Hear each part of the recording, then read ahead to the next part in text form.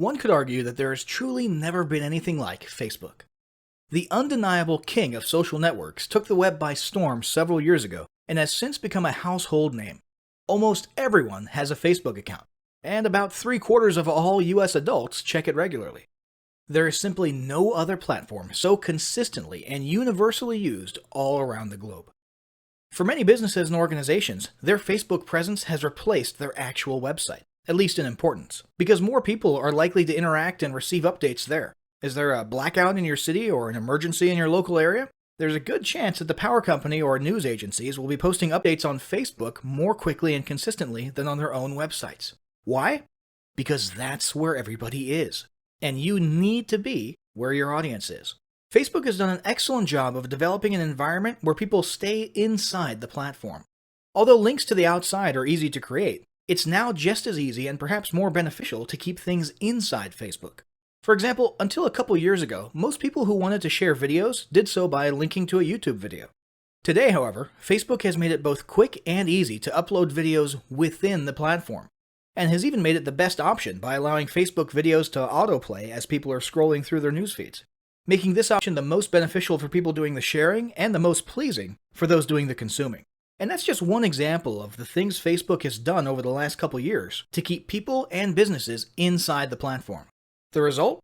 After years of this sort of structuring and positioning, Facebook users now actually feel more comfortable when they remain inside Facebook. People trust and feel safe with the Facebook interface, the color scheme, and the overall look and feel, and prefer to consume content inside of it. Hence the enormous success of Facebook native advertising. The point is, if you want to market your business or brand in the place where your audience spends most of their time and in a context in which they feel most comfortable, and by the way, you do, then you need to be marketing on Facebook.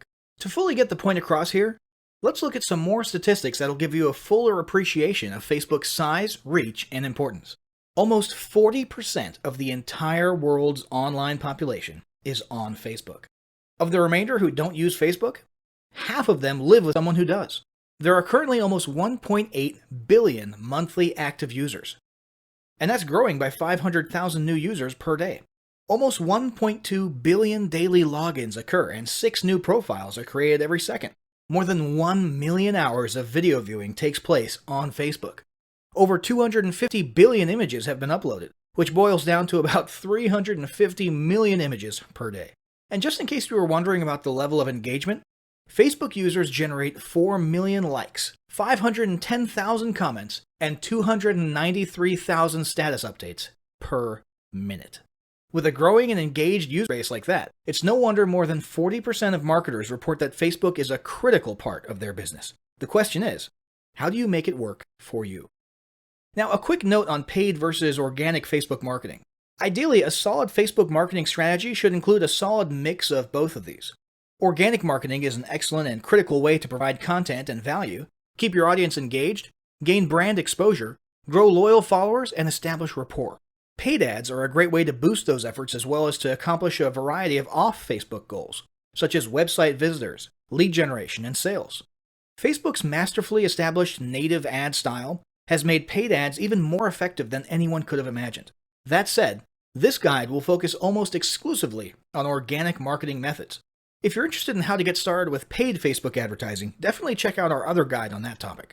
And now, without further ado, let's move on to the first step of any Facebook marketing endeavor: establishing goals.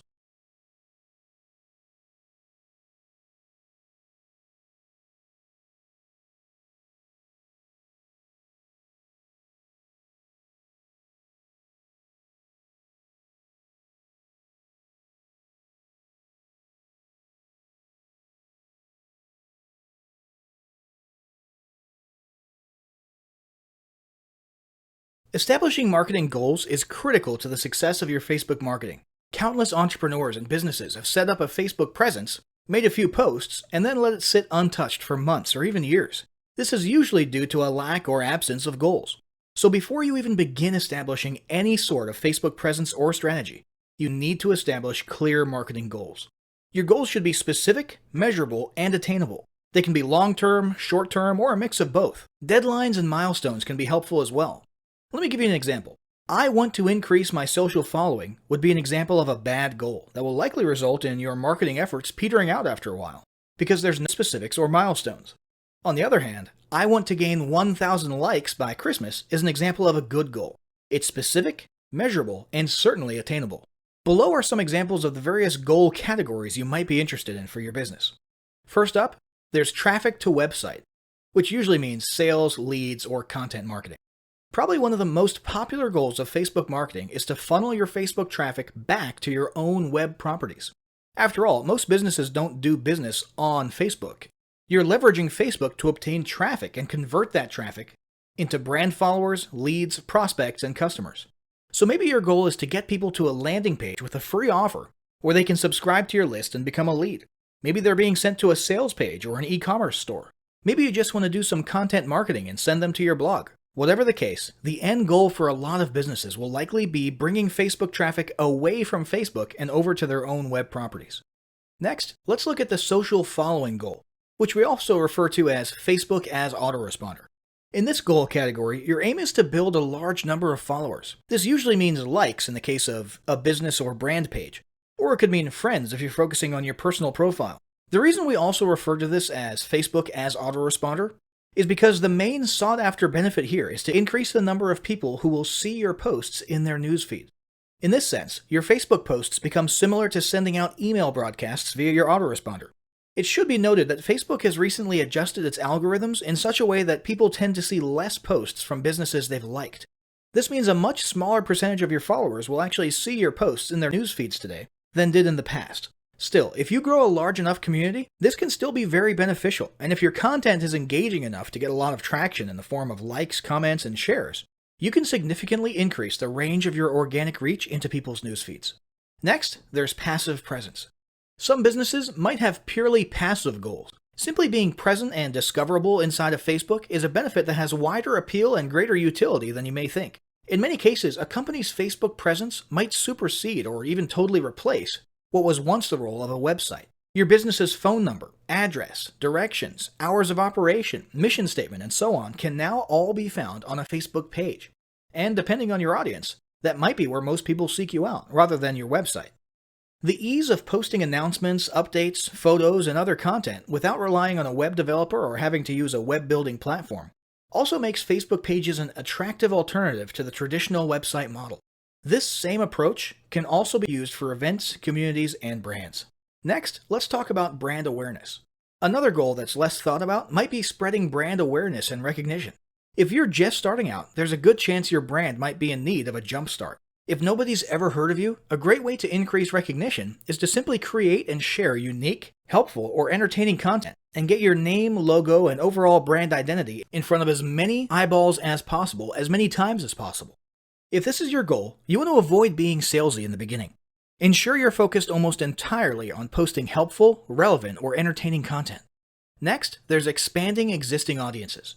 If you've already got an audience, your goal might be to make it bigger. This can be done via several social marketing methods. Sharing viral content, either curated or created yourself, can lead to a huge increase in your Facebook audience. Recently, a restaurant in Southern California released a 60-second video with shots of people enjoying their signature menu item, an enormous T-bone steak topped with melted cheese, and it went viral in one day.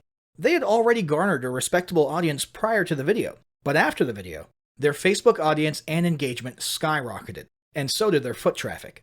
Although creating your own viral content like that can be great, if you don't have the time or the means to do so, you can simply leverage existing content that's already proven itself to be viral by curating or resharing it with your own comments or angle added to it. Also, a few humorous images and memes can't hurt either. Other ways to expand existing audiences can include contests, sweepstakes, and gamification. Assuming your offers and prizes are compelling enough, incentivized sharing can be very effective. Just ensure your methods are permitted by Facebook's terms of service. After that, there's enhancing or repairing public relations. Do you want to set your company apart in the public eye? Do you want to associate your brand with feelings of goodwill and community involvement? Did you accidentally spill a ton of crude oil into the Gulf of Mexico and kill a bunch of fish? If any of these apply to you, then enhancing or repairing your public relations could certainly be a good Facebook marketing goal for your business. You can bet that when a certain major energy giant had an oil spill on its hands a few years ago and became public enemy number one, they went into PR repair overdrive. They were literally hated by almost everybody, and their business could easily have disappeared off the face of the earth. But instead, they handled it masterfully and began pouring millions, if not billions of dollars into massive PR campaigns to improve their image and highlight their commitment not only to fixing the mess, but to the environment in general. This PR campaign lasted years, was very effective, and you can bet they leveraged social media platforms like Facebook as well. But it doesn't take a humiliating public catastrophe to make PR enhancement a good idea. This is a goal that any business can engage in. Non-sales related campaigns can include photos or videos that foster positive values and goodwill, or even involvement in social movements or noble causes.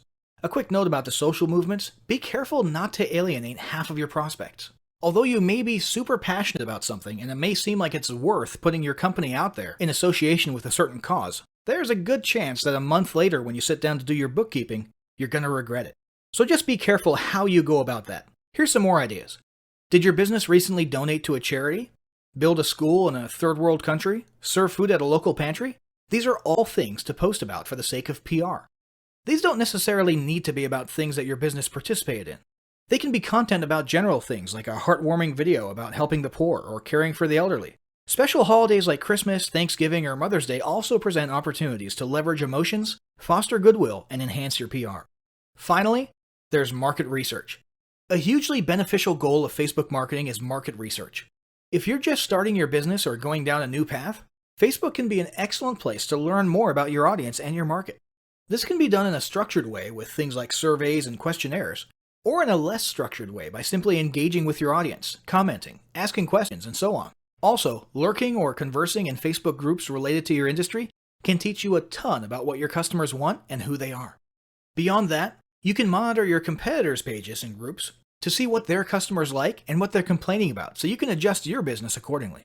Creating your own group and engaging within it is another great way to get a constant stream of market data and audience data flowing into your business. Ultimately, your goal should be to come up with 1 or 2 ideal customer avatars that you can then base your marketing and product development on. All the goals you've learned about in this section require some sort of presence on Facebook. Your Facebook presence can take various forms, and that's what we'll discuss next.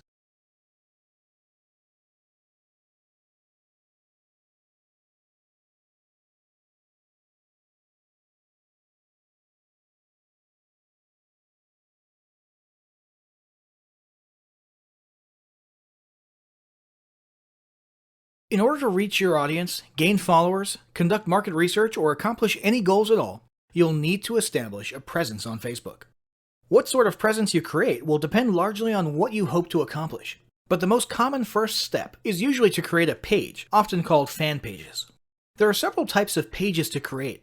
These include local business or place, company, organization, or institution, brand or product, artist, band, or public figure, entertainment, and cause or community.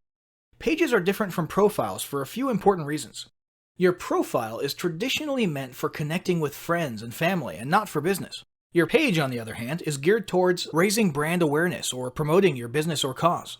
With pages, you can run paid advertisements, create special offers, analyze data and reports, gain likes and followers, and much more. Pages should be understood as a social avenue for you to build your relationships with prospects, customers, and clients. Finally, business pages are kept completely separate from your personal profile and bear no public connection to you unless you choose to reveal such a connection. Let's talk about building your pages. When you first start the page creation process, and you can simply go to facebook.com/pages/create, you'll be prompted to choose one of the page types listed above. This should be relatively obvious. There is some disagreement about whether online businesses should choose company/organization or brand/product. In most cases, for online businesses, it's the latter, but it entirely depends on your business. It won't make a huge difference in your page functionality though, so don't agonize over the decision too much. Once you've chosen the page type, you'll have a drop-down menu where you'll need to choose an industry or category. If you're unsure which category applies best, don't worry, you can change it later. Then you'll be asked to input a business or product name and hit submit. When you first arrive at your new page, it'll be a little barren, but Facebook has made it very easy to start fleshing it out.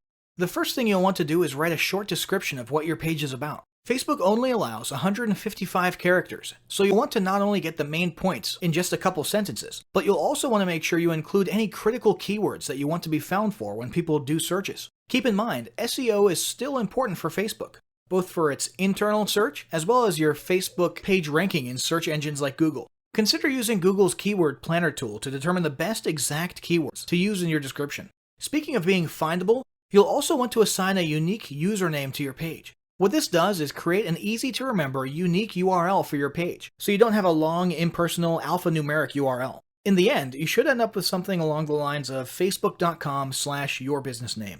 But this will be subject to availability, and you may have to use something slightly different from your actual business name if it's already taken. For example, if facebook.com/Tom's Tomato Shack is already taken, you might have to stick a number 2 at the end of it, or settle for Tom's Tomatoes or something. Don't worry about this too much. It's not like you're choosing an important domain name or trademark. It's purely meant to make it slightly easier for you to put your page URL on a business card, or to make links for your page look more friendly. Next, you'll want to add your website. From the options on the right-hand side of your page, click Add a Website and enter your main website address, or depending on your goal, a specific landing page URL. After that, it's a good idea to add a second admin to your page. Even if you're the sole owner and employee of your business, you should still do it. This way, if your page or profile gets hacked, and that does happen, or if you get locked out of your profile for any reason at all, you'll at least have someone else who can try to access the page and do what needs to be done. This is a security precaution, so it doesn't matter who it is, and they don't literally need to ever be an actual admin. Heck, this could be your grandma if you want. After that, you'll want to like your own page, so you'll now be following it via your personal profile, and you'll want to make sure you turn on notifications. Now you'll want to start visually completing your page. First, you'll want to add a square profile image. This can be an image of you or your logo, or whatever you want people to see associated with your brand. In addition to being visible on your page, this will also be the avatar image that accompanies your comments and activity on Facebook when you're posting or commenting as your business. Once that's done, you'll want to add a horizontal cover image. If you don't have a horizontal image to use for your cover, you can either create one yourself via a tool like Canva, or you can pay someone on Fiverr to make it for you. Next, go to Edit Your Page Info to adjust your page details. Here you can add categories, descriptions, contact info, location, legal disclaimers, and so on. Then, go to See All Information and see if there's anything else you want to add, such as awards, privacy policy, and so on. Finally, you'll want to add a call to action button to the top of your page. This CTA button can be for booking services, contacting you, purchasing or shopping, downloading something, or even a generic Learn More. After choosing one of these categories, you'll have a choice of more specific CTA wordings to select from. Once your page is ready and looking the way you want it, you'll have an opportunity to start inviting friends to like the page or to start posting content to the page timeline. Now let's talk about another type of presence: groups. One option for establishing a presence on Facebook is to create a group. A Facebook group can be either public or private. These groups can be an excellent way to interact with your audience, share content, encourage them to interact with each other, and even start building a tribe mentality among your followers. Although groups can eventually take on a life of their own once you've got enough members in there, conversing, posting, and answering and asking questions, early on it'll be important for you to have a content posting routine to keep things fresh and moving. It may also be a good idea to appoint a moderator/admin to handle things on the inside. Be prepared. Groups can easily turn into a second customer support channel, and can also be a place where people think it's okay to dump their complaints or criticisms of your brand.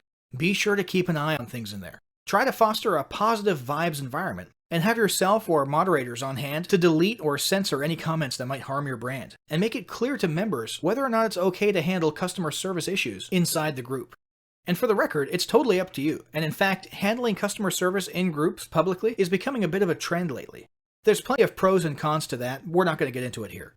If you choose to make your group a no customer support zone, just ensure you get that message across kindly and gently, and use patience when reminding individual members about it. Remember, your whole tribe can see you here, and they will judge you on how you treat members. Let's talk about creating a group. To create a group, go to your Groups page and click the green Create Group button. You'll first need to name your group. This can be your business name or a spin-off of your business name. For example, if your group is centered around providing special training or advice on using a product, you might call it Your Product Name plus the word Masters, Experts, or Ninjas at the end of it. Each group needs to start out with at least one member. So you can either add several members right there from the beginning, or you can just add yourself for the time being and move on. The final selection is your group's privacy status: closed, public, or secret. Secret means it's not even searchable or discoverable. You can change this setting later, so don't worry about it too much right now. After you hit submit, You'll need to choose an icon for your group. Just pick whatever seems most relevant. Once your group is created, you can start fleshing it out by adding a cover photo and description. The same guidance for business page descriptions above applies here more or less. Keep it short, clear, and include important keywords. As for the cover photo, make it horizontal and consider using Canva to create your image or hiring someone on Fiverr to make a nice image. Finally, there's the personal profile. It's true that Facebook has terms that prohibit using your personal profile for explicit business purposes. However, that does not prevent you from leveraging your personal profile in exactly the way social profiles were meant to be used: networking. Make it clear what it is you do and what services you provide. Make yourself findable via search. Join relevant groups. Contribute to discussions. Introduce yourself and rub elbows as much as possible.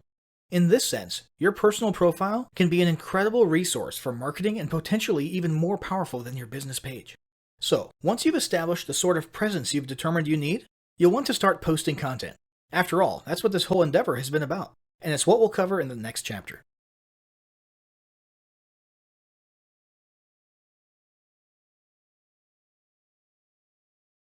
Alright guys, I'm going to give you a quick tutorial on how to rebrand these Viking PLR packs if you so choose. We're going to start with the PowerPoint slides for the videos. So the videos, we've been very careful to make sure that there's no branding or no mention of Viking in the audio. So you can actually continue to use the audio track if you prefer, and simply remove the visual Viking branding. The easiest way to do that is going to be to come to each image. There's 3 Viking images in each slide presentation, and what you'll do is you'll right click, you'll come over here to change picture, choose from a file, and I'll just grab a random image here. Easy as that. You would do the same thing here and here, and if you did want to change the voiceover, all you'd have to do is you would actually have to delete this sound file here. You'd have to insert a new one, which would be here, audio on my PC. And you can grab any audio file that you choose. Once you do grab an audio file, you're going to want to set it to play in background, and all of these settings will default to their appropriate settings with the exception of one. You'll want to uncheck loop until stopped. Okay. Now, since there will be a difference between our audio and your audio in terms of the timing of the various bullet points and everything, you're going to want to rehearse timings if you change the audio. Same thing goes for if you add bullets or any other content to the slideshow. So what you'll want to do is come up here to slideshow, and you'll click rehearse timings, and this is basically what you'll do. You'll just click through as though you're going through an entire PowerPoint presentation. I'm on a 4K monitor, that's why the let me go ahead and turn this off.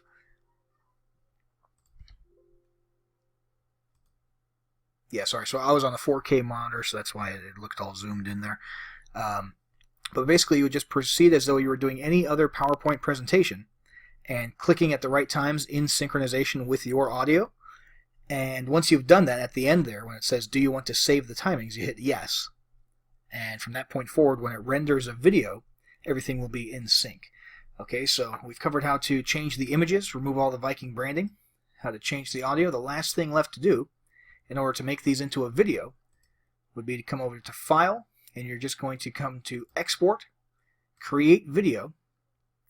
Make sure this is set to use recorded timings and narrations. Those are the ones that you just set up. It should be set that way by default, and to choose your presentation quality. There's no reason not to do full HD these days. And create video, and that'll render over the course of a few minutes an MP4 video file of this presentation. And let's see if I missed anything here. Nope, I think that's about it for the PowerPoint slides. Let's move over to the the Viking bonus creation Word documents. So what I'm about to say applies to the reports as well as to the full ebooks. And really, it's actually very similar to PowerPoint, except for one thing I'll mention at the beginning is this background. It's here for stylistic reasons. It looks kind of cool and slick, but I understand a lot of people might not like that. So what you'll want to do, when you first open the document, everything will look kind of gray and hazy here. And that's because that background image is actually in the header. And it is, as far as Microsoft Word is concerned, it's layered in front of the text. So step 1 is going to be to double click in the header area. Step 2, click one more time, and you're actually going to select this background image. Okay, you'll see these little dots up here in the corners and on the sides. That's how you can resize this. If you want to keep this background and you just want to get rid of it temporarily while you edit and change things so you can see a little more clearly, that's all you do. You just drag it to the side, and then remember to drag it back over before you finally render or export your document. And if you want to just delete it, that's fine. Just hit delete and you get rid of that. If you want to switch to a white background, we'll just come over to design up here, page color, change the page color to white, and what you'll see is that Microsoft Word, let me close out of the header mode actually. There we go.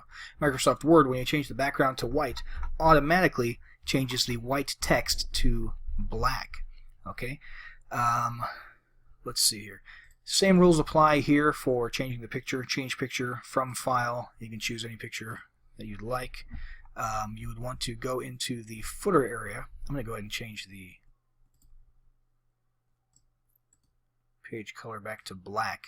It's worth noting here that in the footer area it does not automatically change this text to black if you change the background to white, so you'll want to come in and manually do that. Just up here under Home, and you can obviously change colors up here.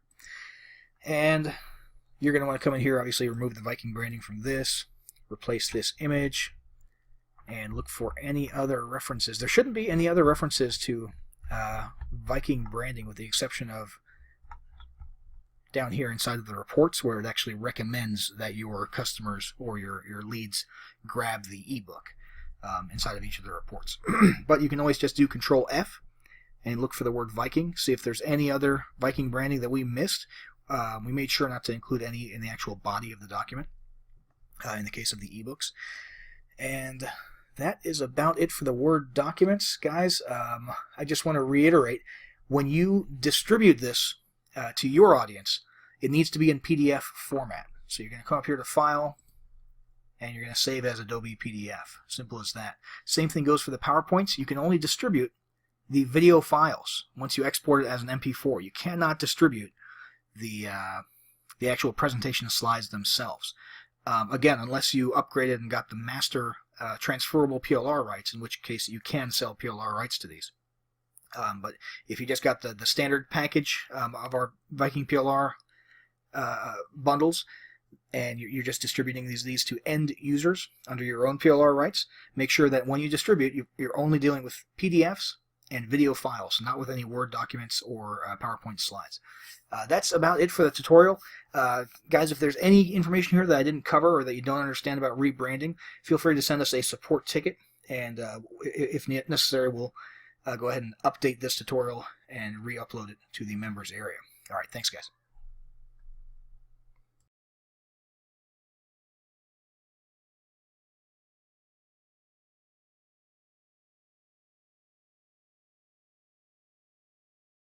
Now that you've got your presence established, it's time to start cranking out some quality organic marketing content.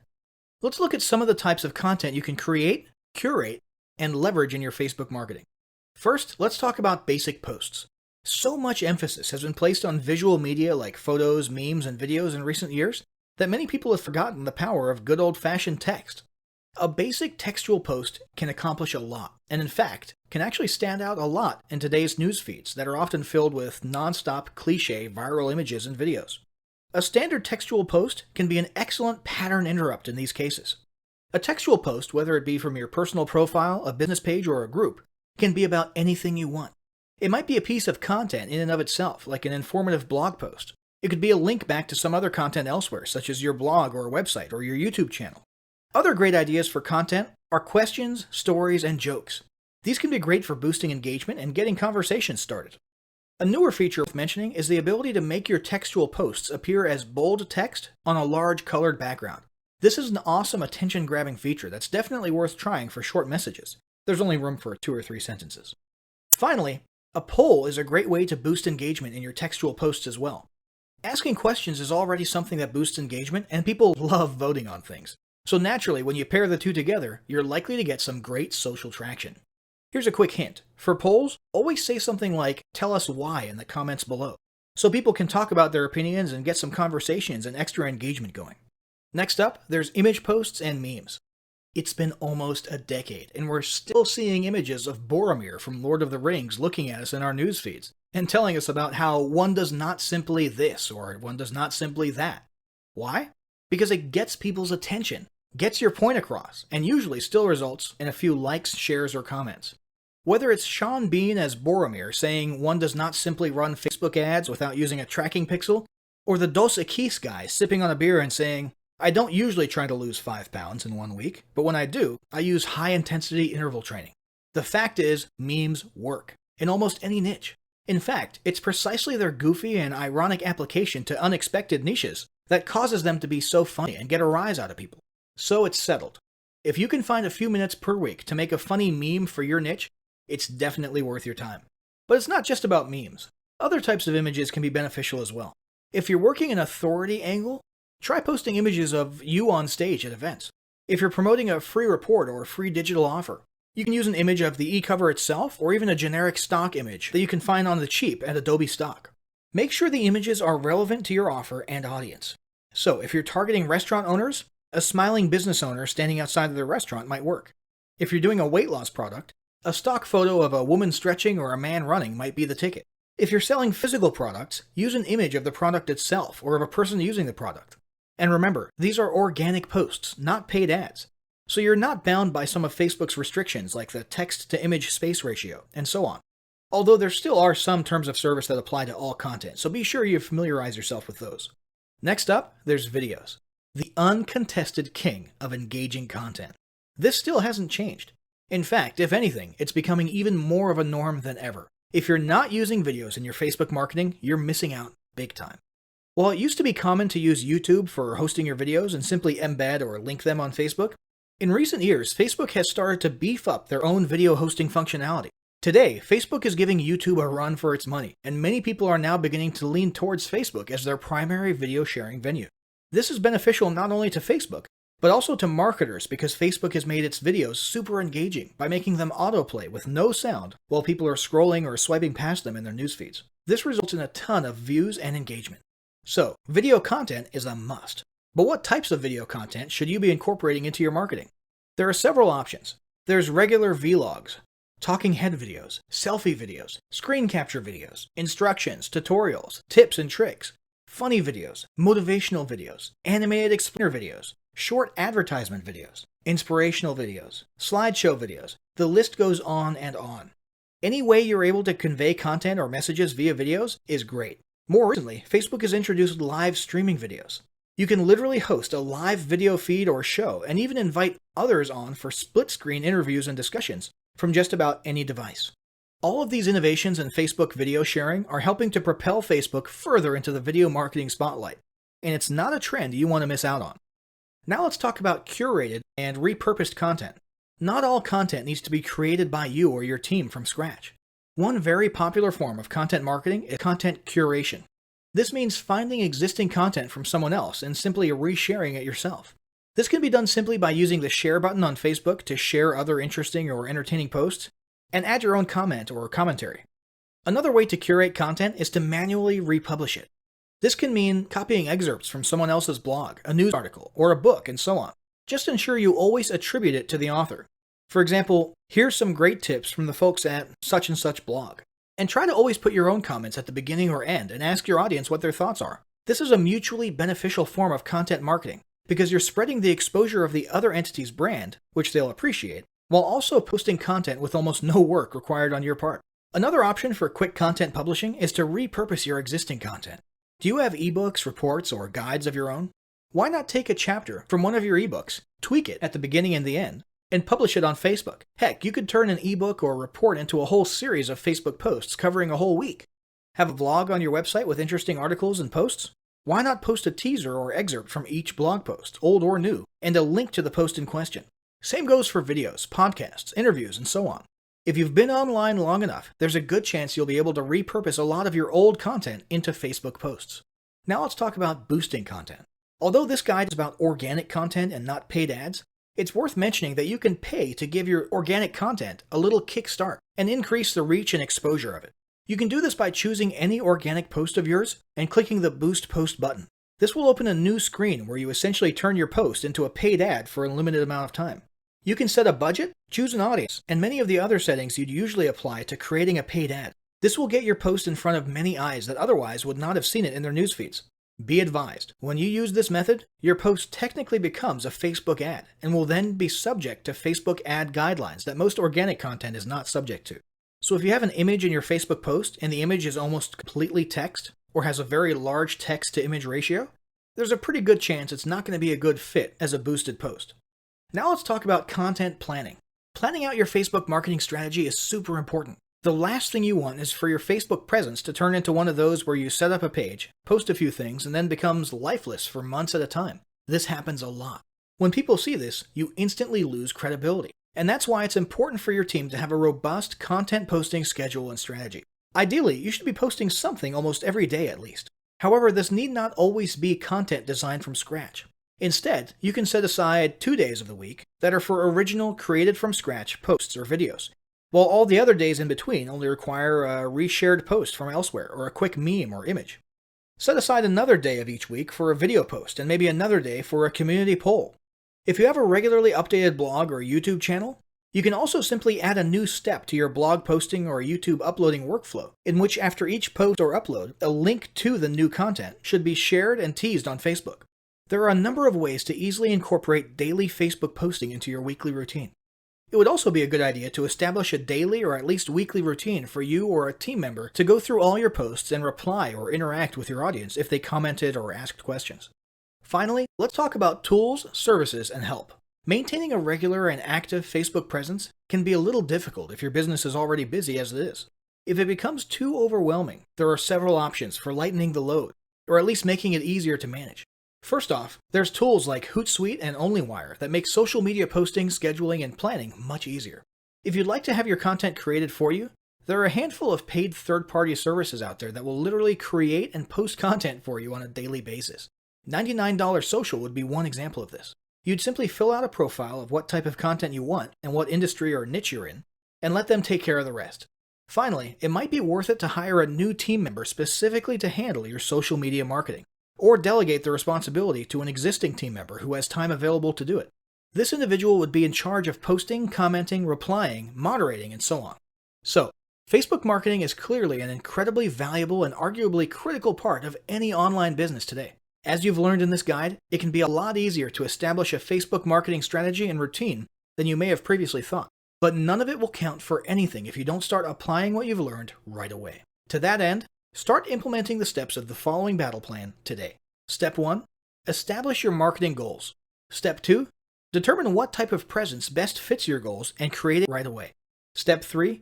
Draft up a plan with your team for daily content posting and delegate the responsibility to one person. Alternatively, if you're a lone wolf, consider using the above-mentioned tools or services to lighten the load.